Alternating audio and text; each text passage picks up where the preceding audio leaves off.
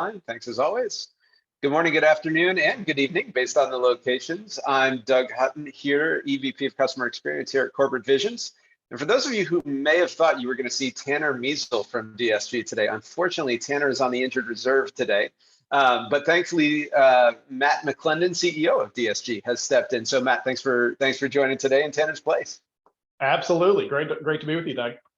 Absolutely, should be a fun hour, leading like a CEO. So not only are we going to talk about that importance of the sales manager and how they can lead like a CEO, but Matt's title gives him that experience directly. So it's a two-pronged learning from Matt today. But I want to start to see what these three individuals have in common. And those three individuals are Hector Berlioz, Marin Alsop, and Seiji Ozawa. Again, use that chat box. What do those three individuals have in common? Hector Berlioz, Marin Alsop, and Seiji Ozawa. Wonder if anyone on today's call knows one, two, or all three of those individuals and what they might have in common as it relates to leading like a CEO in the world of sales. Well, for those of you who may be unfamiliar with one, two, or all three of them are exceptional orchestral conductors, but all unique in their own way and their approach to leading that symphony orchestra. Hector Berlioz was actually one of the first composers to also conduct his own work. And one of the reasons he did that was that he never felt that the orchestra could properly deliver the music that he had written. And so he stepped into that leadership, that conductor's chair, to try to make sense of that cacophony of sound in a unique way. Marin Alsop has really set herself apart from so many of her peers, in part because she was the first female to lead a major US symphony orchestra back in Baltimore back in 2007. Seiji Ozawa, long-standing conductor of the Boston Symphony Orchestra, but one of his claims to fame, he was one of the first to not conduct in a suit. In fact, if you look at a lot of pictures of Seiji Ozawa, you can find him in a turtleneck conducting in a unique fashion. But all three of these orchestral conductors and leaders, think about what their role is in leading that orchestra. Yes, everyone is at an exceptional high skill level, but you have a variety of different instruments. You have a variety of different talents. You have a variety of areas where you could put your focus. Do you work with the violins? Do you work with the brass? How do those things come together to deliver the exceptional sound that the composer actually intended? And that same is very much true of sales managers. There are so many places where the sales managers on your team could spend their time. There are so many ways that those sales managers on your teams could add value. But are they doing so in a way that is going to maximize the sales effectiveness of their team? And so that's really going to be the focus of the conversation today. But before I turn it over to Matt to lead us in that dialogue, again, open your chat box. I'd love to pose this question in the chat to get the sense of the group before we dive into that topic. And the question is this: what would you consider to be the number one goal of an effective sales manager? What would you consider to be the number one goal of an effective sales manager? We'd love to see your answers in chat, see those come across before I toss it off to Matt. Amit, thank you. Growth. Very, very simple one there. Number one goal. Tamara, thank you for collaboration. And you, everyone, as you're using the chat, you can put the chats to hosts and panelists, or everyone. Feel free to put them to everyone so everyone can see them. Christy, to bring out the best in each team member. John, empowering sales leaders to sell. Mike, coach and develop their team. Dave, train to close more deals. Relationships. Everybody can see these as they scroll through, but I think, Matt, what I'm seeing here is doesn't seem like there's one thing that everybody is aligned around. We're getting a little bit of team performance in there. Team seems to come up a lot, but I don't think there is one thing here. And I think that's actually an interesting segue into where I know you're going to take the conversation. Maybe we can find what that one thing might be. So Yeah, over to you, Matt. yeah, I like that. I like that a lot. I'm going to share my screen here, and we'll have some slides that we can look at together, and definitely welcome the questions in chat. So this notion of a CEO mindset, that came from one of our clients. So we had a client, we were talking to them about their sales leadership team and where they wanted to go. And they brought up this concept of, we want our sales leaders, we want our sales managers to think about running and growing the business. And I saw some of that in the comments, but how could they have a mindset that I'm really thinking about running and growing the business in a broad way? So more than just hitting my number. So for so many sales managers, sales leaders, it's all about kind of this month, this quarter, this year, how am I going to meet the number? And not that numbers aren't important, but how do you have a broader mindset? How do you think about maximizing time and energy? So as we think about each of us, there's so much time, there's only so much energy that we have in each week. And the question is, where do I invest my time? Where do I invest my energy? And I saw a lot of people talking about the growth. So the growth of the overall business. And as a CEO, that's your mindset.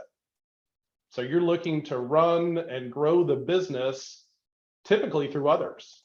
So helping others be successful in their day-to-day life. And so we'll push into this further, but this notion of the CEO mindset, I don't know, it really resonates with me. And so how do I think broader than just my region, my territory, my team? How do I really think about running and growing the business holistically? A term that we've liked is ROSL, and I'll write this out. So return on sales leadership.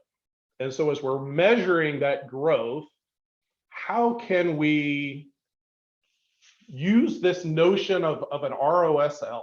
So as we're evaluating the return from our sales leadership team, our sales managers, what does that look like? And how can we begin to measure that contribution over time? And so this is just an example. When we're working with clients, we'll debate this as a team. We'll get lots of different ideas in terms of, for that company, for their business, how they want to measure ROSL. But that notion of we're making an investment in the manager, and how are they building that overall financial return? So how are they maximizing their contribution through others to create a return for the business? So as we're thinking about growing the business, how are they thinking about planning and coaching and leading their teams in a way that really drives a financial return that's beyond what those individual sales reps and team members might do on their own? And Matt, the first time you and I, that I was exposed to this ROSL, return on sales leadership concept, the first thing that came to mind for me was, it assumes that there are sales leader activities that are more or less valuable to the growth of that business.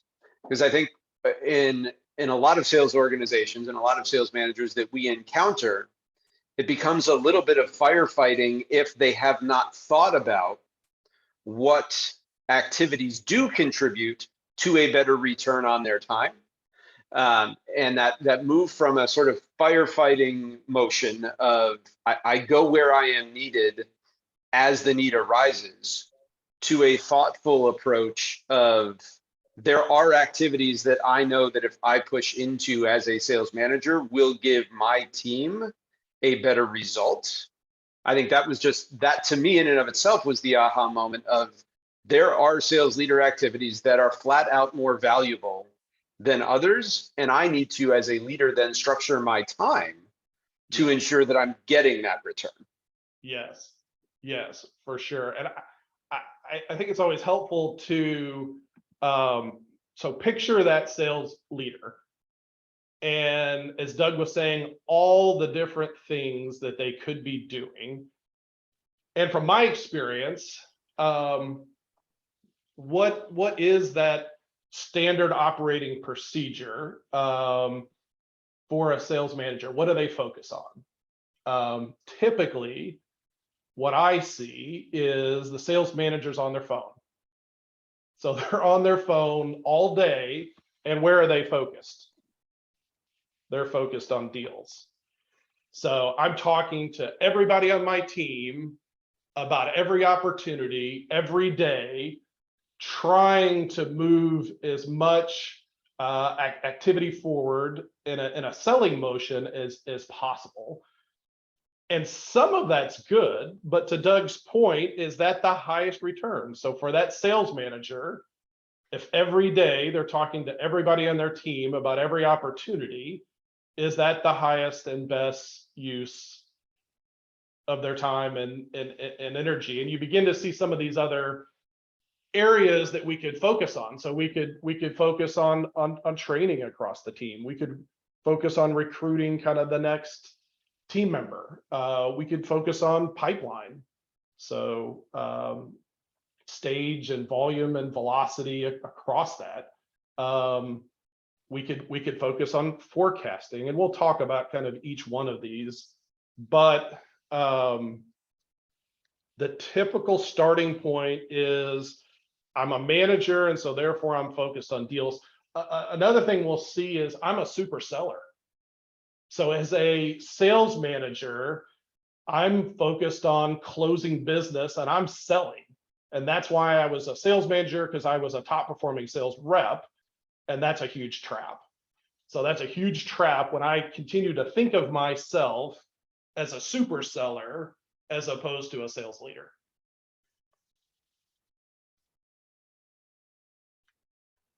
Talking to myself while on mute, always good. I'd love to, again, in chat, as the group on the webinar here looks at all of the different activities that Matt has up on the screen, I'd be interested in your organizations. Where do you as a leader, or where do your managers spend the most time today? So we certainly see deals, but I'd be interested to see if on this page, where do your managers spend the most time today? Or where do you as a manager spend the most time on this page? I think it would be interesting to see in the chat box here where the time is spent. Sarah on reporting and performance. Daniel, sales forecast, pipeline and deals, deals, pipeline and strategy from Ethan. The forecast plays a role. I imagine that importance might be going up depending on economic conditions, certainly. A lot of reporting in the responses.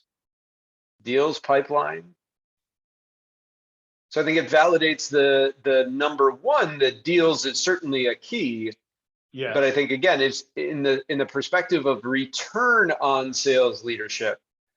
I won't ask folks to incriminate themselves in the chat, but it would seem that in the return on sales leadership, that perhaps all of the reporting, all of that more back office type activity, yeah, it has to get done. But again, if that's the number one thing that the manager is working on, is that alone the best thing that will generate a return on sales leadership? It may differ from company to company, but I think that's always the question to keep in mind, is based on where you're spending your time on this page, what is actually giving you the highest return along the way?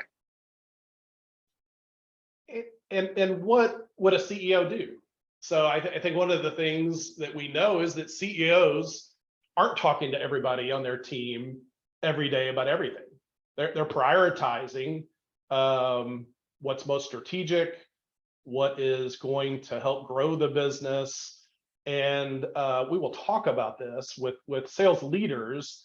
You really do need that cadence. You need that system that allows you to focus on those highest priorities and the return that you're going to get from investing your time in those areas. And so we do like that notion of just what would a CEO do on a day, a week, a month, and how does that translate for a sales leader and a manager? A couple traps. So as we're just getting started, what are a couple traps that can occur as we're thinking about enabling our sales managers and leaders? And so one of the things we see is that you can underinvest in your leaders. And so you can find that your sales kind of people get all of the focus. So as we think about content that we're creating, as we think about tools, as we think about training, all of that is focused on our sales team and our sales individuals. And potentially we're under investing in our sales managers and leaders. And we're not creating content and tools and training. We're going to talk about playbooks, the idea of what a playbook could look like for a sales manager, a sales leader. And so there's an opportunity for us to think about where are we investing our time, our resources. We can also underestimate, we would talk about change. So as we're looking for sales leaders, sales managers to operate as CEOs, we can underestimate the degree of change. So how we need to equip them and reinforce and motivate the managers to operate in a different way over time. That change management can be a big piece of it. You're talking about leaders, people that have been successful, and as we want to change how they invest their time, their energy, we can underestimate what that looks like. And Matt, not to totally overdo the orchestra analogy from earlier, but for those of you who might have been on the webinar Corporate Visions did last Thursday around a very similar topic around sales management, Matt's point on the left-hand side of this, not just the underinvestment in sales managers, but the thinking that you orchestrate the seller motion a lot in your organizations. You have a sales process, it has steps, it has verifiable outcomes. But how much do you orchestrate a manager's day-to-day? And how much do you orchestrate sort of a manager's operating cadence? So if you have a sales process for sales, why don't you have a manager playbook for managers? They are an equal partner in developing that growth, that revenue, that pipeline that you all put in the chat a little while ago. But if there is interest today from folks on that, how do you establish really just a sales manager operating cadence in the same fashion that you have a sales process? That also can help bring that CEO mindset of what are those high priority activities. So it's interesting, and I totally agree with you, Matt. We expect so much in sellers, and we expect to equip them exceptionally well. And then the managers kind of like guide to that, and we kind of throw them out there without the playbooks, without the operating cadence to make them as successful as they could be. Yeah. So just think about it. Are you underinvesting? Are you underestimating the change? Are both at play? And we'll give you some ideas in terms of how you invest in your managers and how you estimate the change as we move forward. But that can be the trap. Doug talked about a system. So how can we build a system that's repeatable? Clients of ours like ServiceNow, as they're adding hundreds of new sales leaders, how do they do that in a way that's repeatable? How do they onboard managers? And so we've seen kind of 4 key roles being helpful as you're thinking about building out a sales coaching system. And so the first one is all around planning. So as we want that sales manager, that sales leader to be strategic, is we want them to be thinking about growth. We want them to be doing that in a really comprehensive way. And so how can they help create the right strategies at an account, at an opportunity level across regions and territories? And so there's a role around sales planning that we need to equip the manager for. We talked a lot about this earlier. So pipeline and forecast for sure. As we think about reporting, as we think about that notion of a healthy pipeline, what does that look like? How do we measure that? How do we report against that? Creating best practices for managers, and then just overall execution. So this is where we were talking about deals and how do managers add value as we're preparing for conversations, as we're preparing to make solution recommendations and proposals, as we're navigating a sales opportunity. That whole notion of execution. And the manager definitely is involved in helping across the team as it relates to sales execution. And then lastly, team development.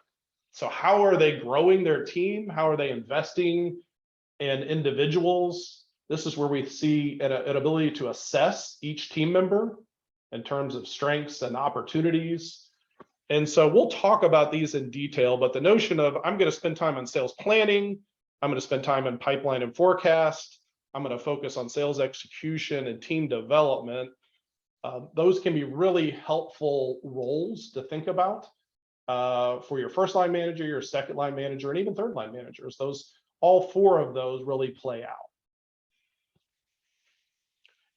And so what we want to do with it, go ahead, Doug, please. No, I was going to say, I think we've got a couple polls here to get the pulse check of the group. I know we've been doing it in chat, but take a look at the first poll that you see up on your screen. Again, where do your sales managers spend the most time today within these 4 buckets? So use this as a framework within these 4 buckets that Matt just put on the screen: sales planning, team development, pipeline, and sales execution. Where do your managers spend the most time? And we'll share the results here in just a moment. It's always fun to watch them as they come in. There's no right or wrong answer here on this one, which is good.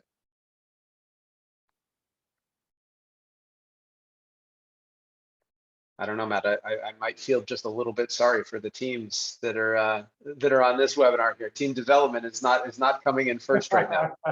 Not that it has to. Not that it has to. Looking at the speed, Caroline, why don't we close that poll and show the audience those results here. So again, about half into sales execution, which echoes what the group put in chat a little bit earlier around deals, pipeline coming in second here as well. But Matt, before I put up the second poll, I'd love your take on the fact that sales planning came in last, and the fact that that goes up. While we'll talk about that while the second poll is up on your screen here, though, where do you believe sales managers should invest more to maximize their team's effectiveness? Where do you believe sales managers should invest more? Yeah, we're seeing a little bit of change here on this one. A little bit of change. I might have led the witness a little bit on my sales planning comment. Yeah, with sales planning, the question is just, is it just a one-time deal? So is it just the annual kind of business plan? How am I going to meet my number as a sales manager for my region, my team? Or is it really helping each team member plan to meet their number and how they're going to manage their portfolio of opportunities, existing accounts, new accounts, and where they're going to invest their time and energy and helping with that sales planning on an account basis, an opportunity basis, adds a ton of value. Yeah, and Caroline, let's close that poll out as well and share those results back. It's certainly interesting to see that these 2 poll results hand in hand would tell me that the typical sales manager in your organizations, for the folks on the phone here today, have a bit over-rotated toward the execution and pipeline side, but perhaps feel like they know that if they spent a little more time on the planning and talent development, their efforts on the pipeline and sales execution side would get better. And I think that is a common response of, again, to go back to return on sales leadership, where is the time best spent to maximize that return? And if that means that a little more time on planning and development pays off with a little less time on pipeline and sales execution because the teams know how to do that better on their own, that may be the right call. But Matt, let's dive into what these things mean and how they can actually create this system in their org. Yeah, I love it.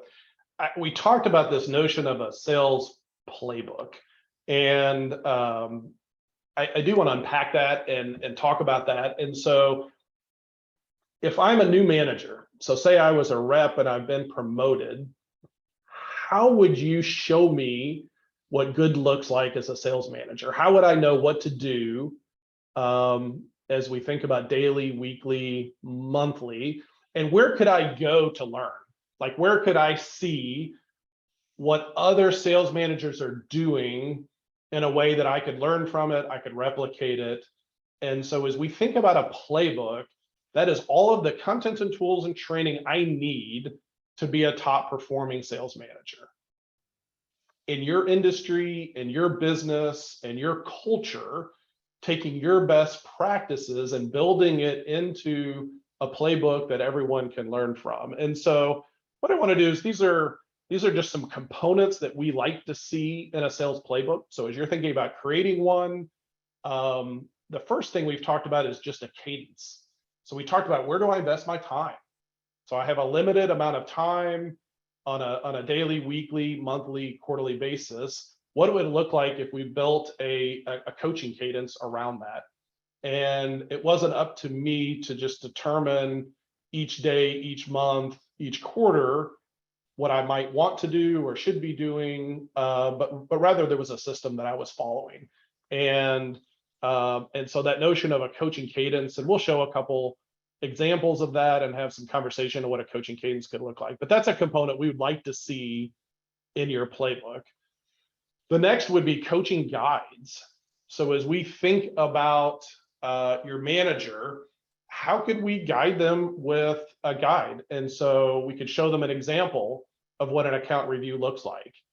That could be a video where an account review is really done in a way that we want to replicate.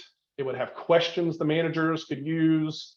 It would have timing in terms of topics to go through. And so picture your manager before I have an account review opportunity, or before I have a sales conversation review. I can go into my playbook. I can look through some of the questions. I could grab 3 or 4 of them. I could think about my outline.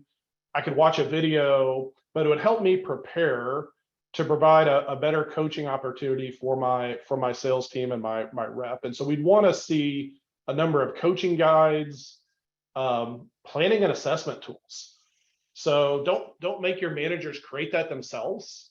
How do you want them to assess their sellers? How do you want them to plan with them? Build those tools into your playbook. We talked about best practices and coaching methodologies. So this is where we can provide some on-demand training. So I can go to my playbook and get smart, get prepared for my next coaching conversation. How are we using CRM? So this is a great place to talk about dashboards. We talked about reporting earlier. So how do we do this in a way? How do we teach new managers to do reporting in the right way? How do we leverage dashboards across the team? And then we're huge believers in video. So we all like to learn by watching others. So it's a YouTube culture. If we want to learn something, we go watch a video. Your sales managers are the same way. So they want to see other managers, colleagues of theirs, peers of theirs, coaching, offering insight. Think 60 seconds, 90-second videos that you can continually update within your playbook to allow your managers to learn as a team. And so if you haven't created a coaching playbook, you can see a ton of value, a huge return on investment. As we talk about kind of the ROSL, this is one of the ways that you could drive ROSL is building out a coaching playbook. I think, Matt, it wouldn't be a Corporate Visions webinar if we didn't anchor on the sales conversation.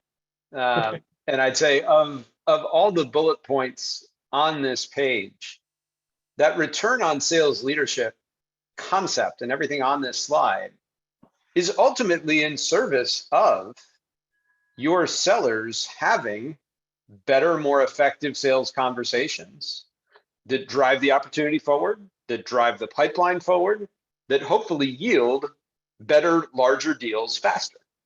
And so even the pipeline review, the account review, thinking about that along with your CRM reports and dashboards, all in service of where as a sales manager, sales leader, can and should I be spending time such that the sales conversations that my team has, whether I am there or not, are as effective as possible to driving that next conversation forward.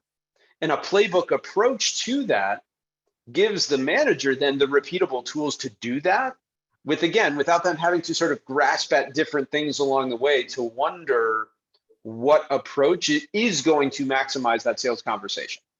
And I think the structure here on the playbook side can orient that new manager. I see Mark's comment in chat around getting that new manager to proficiency faster, can establish what that best approach to return on sales leadership looks like to guide them to it so that ultimately, again, their sales team having more effective sales conversations that yields better, larger deals faster.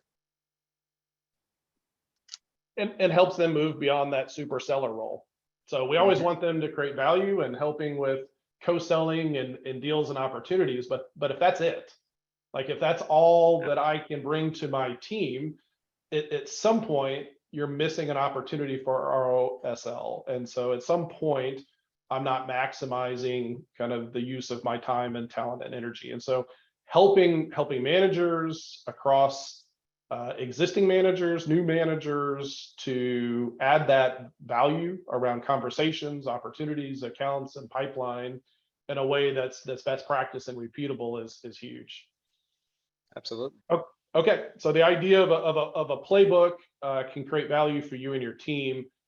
I talked earlier about cadences. So as you just think about timings of meetings, I'm going to show two of these. This one's pretty high level. So this is a view that we would begin to customize this with a client, but we would begin to think about it in a weekly, semi-monthly, monthly, and quarterly. And just think of those activities that we want to make sure our managers are prioritizing and investing in, and the timing of how that works.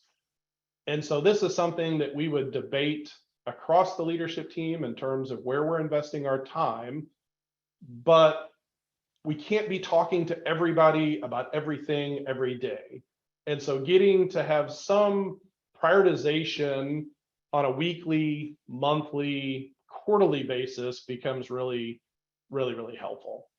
And so from a cadence standpoint, this is one way that we'll see clients do it, where they'll look at it kind of in that timing. Another way, and then I'll go back and we would welcome some questions. Another way, some of our clients, as we think about just week 1, week 2, week 4, as you think about kind of 13 weeks in a quarter, for some of our clients, that's a really helpful way to look at a cadence similar, but a little different. And so they want to think about it in a week 1, 2, 3, 4. And sometimes as we're thinking about just the rhythm and rigor of a quarter, there's timing in terms of which weeks we want to invest more time with the team, other weeks that we need to free them up for selling. And so if you don't have a cadence, you should have a cadence. You could think about it week by week. You could think about it kind of in the weekly, monthly, quarterly, but that becomes really valuable to say, for ServiceNow, here's how our managers operate. Here's what we do as a collective team, and you can count on all the managers operating in this type of a rhythm. And it focuses the coaching. I think that's the key, is that it gives the manager the lens on exactly where do I need to move the needle for a particular seller on my team, for a particular opportunity on my team.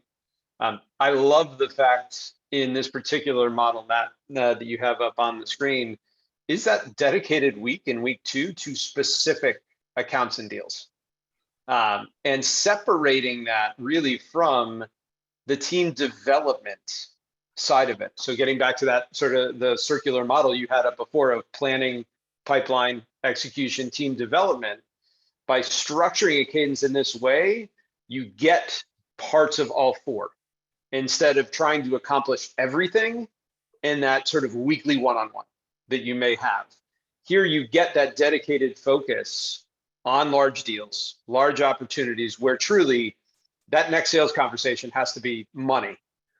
And you separate that from the true team development of like, how can I make this individual on my team better overall?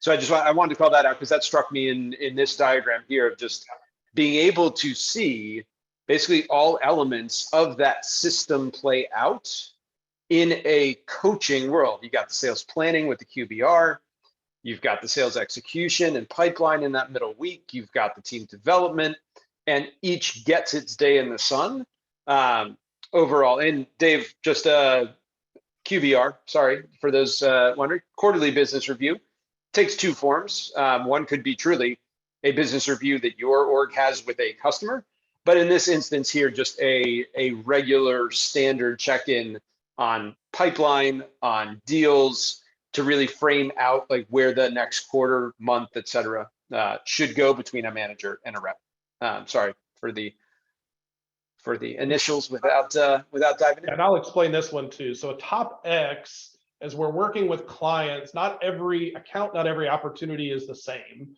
And so how do we begin to prioritize where we're going to invest our time? We'll talk about creating a top X. We call it X just because that could be 3, it could be 5, it could be 10. Some of our clients have a large number of accounts, some have a smaller number of accounts, but the idea is that we're not coaching on every single opportunity account that we have during that week 2.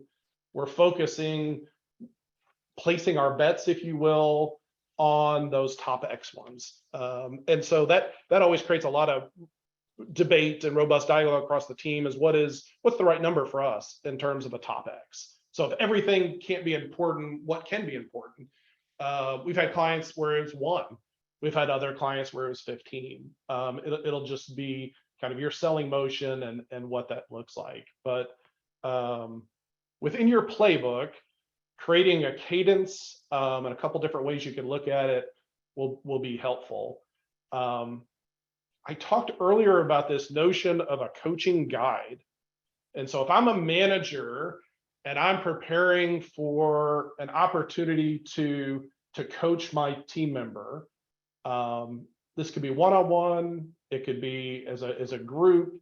How do I do that in a real repeatable way? And so we talk about, giving the managers an agenda, giving them questions that they can use. In this example I'm showing right here, here's a video. And so maybe this is an opportunity coaching review. Well, as a manager, I could watch a video of one of my colleagues, one of my teammates doing this well. And so maybe one of the videos they're talking about their strategy. So here's how I approach a coaching guide. Here's what I'm trying to accomplish. And then the other one would be a role play. Typically, we'll capture that where it's a real one. So I'm really coaching an opportunity. We capture it on video, and then others can learn and replicate that. And so that notion that your playbook should have coaching guides, and that those coaching guides, we talked earlier about just the importance of pipeline. Well, if we want our managers to do pipeline reviews, how do we equip them to them? Okay, here's the purpose of the pipeline review. Here's kind of how we schedule it. Here's the questions that I could ask. Here's a video that would talk about how we approach a pipeline coaching. Those are the kind of components that should be part of your playbook. And one of the things we'll do with clients is we'll think through what are all the different coaching conversations in our cadence of meetings and how do we build content and tools and training to enable managers to be successful in following that cadence. And so I won't go through these in huge detail, but you could have an opportunity coaching, kind of similar format as a pipeline or even as an opportunity, but it's another type of coaching conversation. So if we're thinking about our cadence of meetings, how can we build guides? How can we create content and tools and train to enable that manager? And so earlier Doug was talking about it. Maybe it's an executive conversation. So maybe we've gotten a 60-minute meeting with a potential sponsor, and we're helping prepare that seller. Maybe we're even going to go in and do joint selling with them, but we're preparing together in terms of a framework that we might use for that conversations, questions to prompt our thinking and preparation. And so we call that a coaching guide. And so coaching guides should be part of your overall sales manager, sales leader playbook.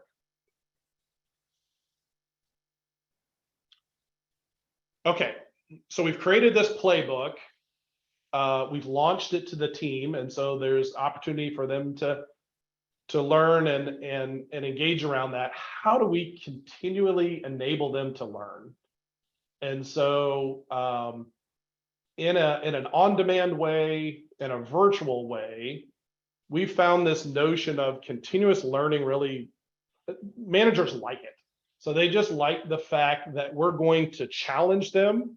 So we're going to challenge them with a set of activities that we want them to focus on kind of this month in order to improve their professional development. And so it could be like Doug was talking earlier, maybe we're going to really, as a team, look to improve our conversation coaching. So we want all of the managers to prioritize account opportunity conversation planning, and we're going to give them training in a box. So we're going to give them training to help them prepare to apply that coaching challenge opportunity with their team. We're going to share best practices with them. There's on-demand training they can grab, and maybe we'll choose to do some certification around that. So maybe in this 30-day, 60-day cycle, we're going to certify each of the managers that they're able to lead a coaching conversation. And maybe that's going to be by creating a video.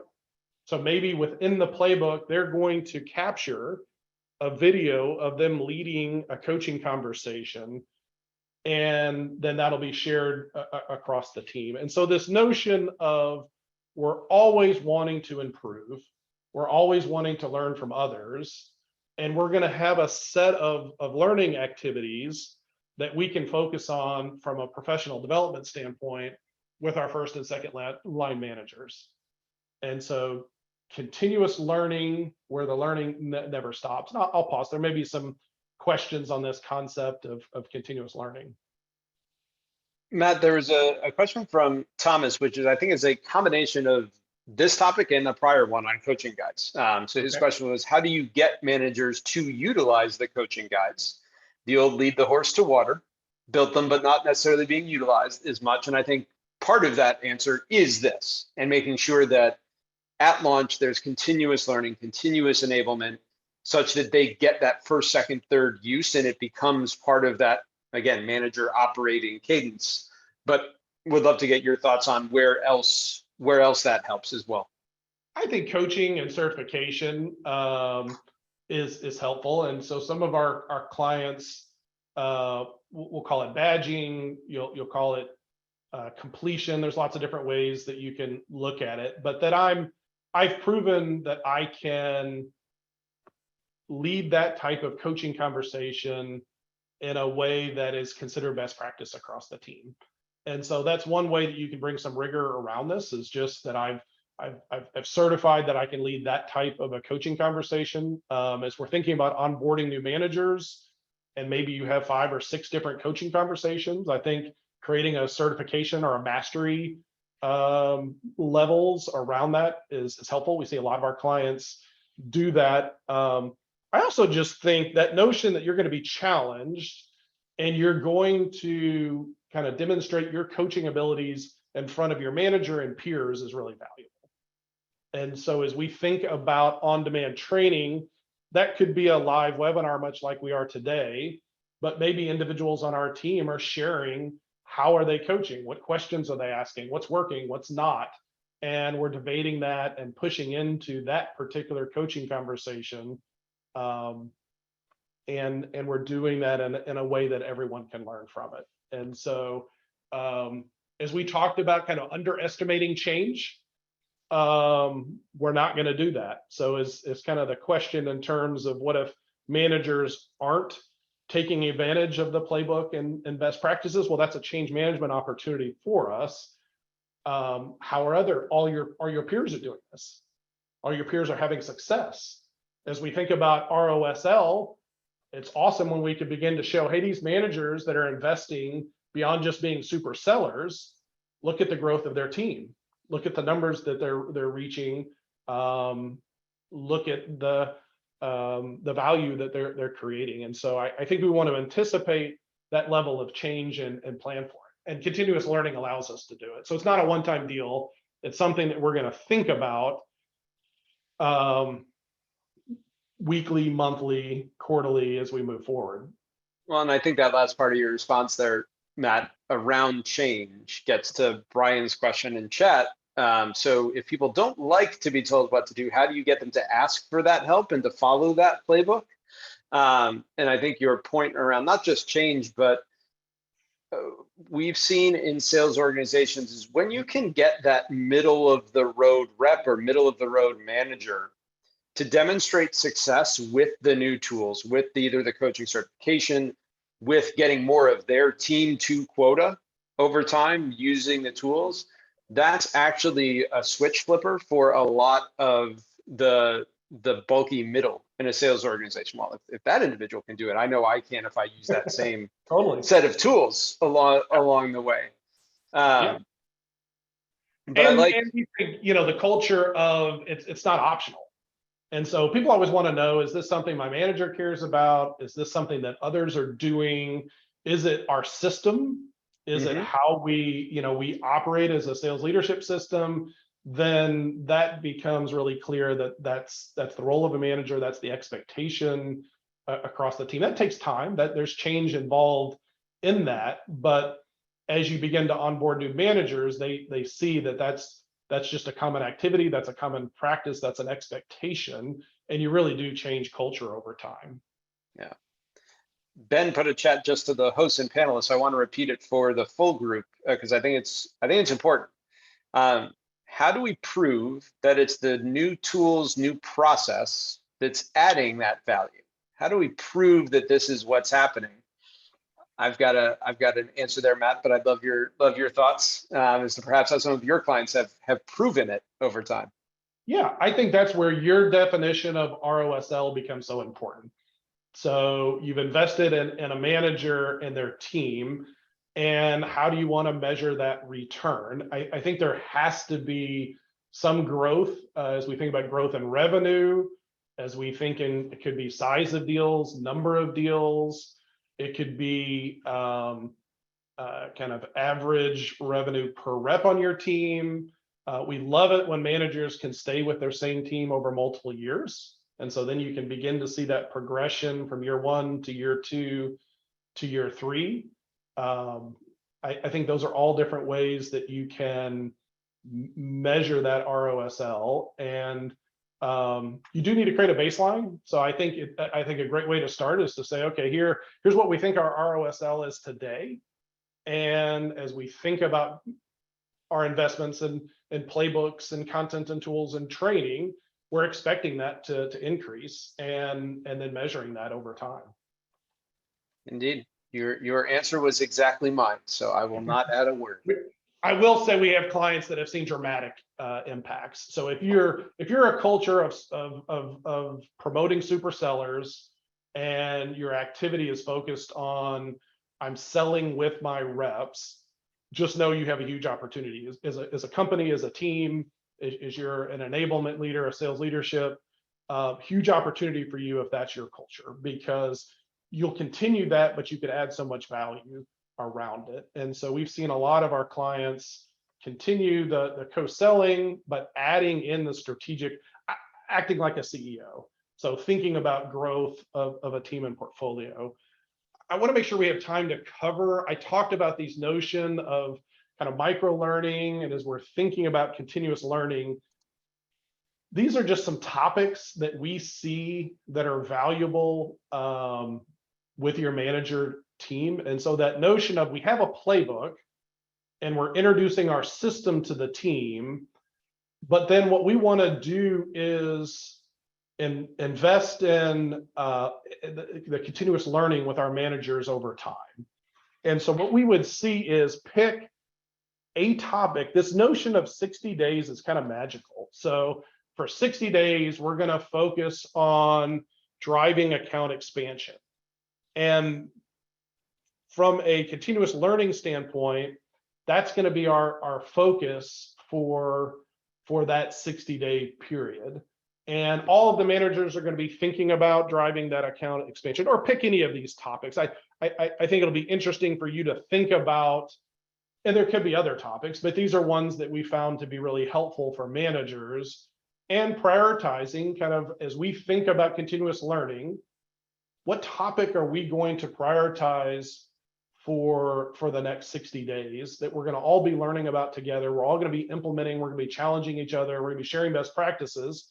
And maybe there's some way that we demonstrate mastery as a team on each one of these topics. And so this becomes an evergreen source of content for your playbook. So as you push into this, then this becomes part of your playbook, and you begin to build that. That's one of the questions we get is how much stuff do I need in my playbook? And we would say there's definitely a level of content and tools and video and enablement that gets you started. And then we like the term evergreen playbook. Evergreen just meaning that it's always getting better. And so these conversation topics, the micro learning, that becomes a way to enable your team over time and to prioritize their professional development. And so micro learning is huge, and definitely something to invest in across your team. ROSL. So I hope if you remember anything from today, that concept of return on sales leadership, and how are my managers more than super reps? How are my managers more than just deal people? How do they do more than just calling everybody on their mobile phone every day about everything? And what does that notion of ROSL mean for you? What does it mean for your business, for your team? And how could you create that return as we move forward? So super strategic and fun to think through, but ROSL is where we want to end our conversation today. And Doug, I'll turn it to you. Absolutely. If you want to forward to the next slide there, because we want to make sure that we can help all of you start down this path. And so a lot of the topics that Matt and I have chatted through today are in this simple checklist: 6 ways to help your managers maximize their return on sales leadership. You can go to the link that is on your screen. You can also use the QR code that is on your screen, depending on the level of technological savviness that that you might have. But I would add, just to Matt's final comment there around this concept of return on sales leadership, how does your organization define that? What are the top priorities for your managers to spend their time on to maximize that return? And specifically around those 4 areas: sales planning, pipeline forecast and accuracy, this team development, and sales execution. The poll questions there showed us that where managers seem to be spending the most of their time today isn't always exactly where they think they should be spending more of it to maximize their team's effectiveness. So as you consider that question in the context of return on sales leadership for your organization, defining exactly what it is to maximize that return is going to be critical to your future success. I know just timing, we didn't get a chance to get through every question that was in chat. I appreciated the level of chat across the course of today's webinar. And Matt, thanks for stepping in last minute. I appreciate it. It was great fun. Yeah, tons of fun, Doug. Great to partner with you, and excited about this, and would love to have conversations across the team about ROSL. Absolutely. Well, thanks everybody for joining across the world. We had the global audience today, and we will look forward to seeing you again on another Corporate Visions webinar here in the near future. Thanks all.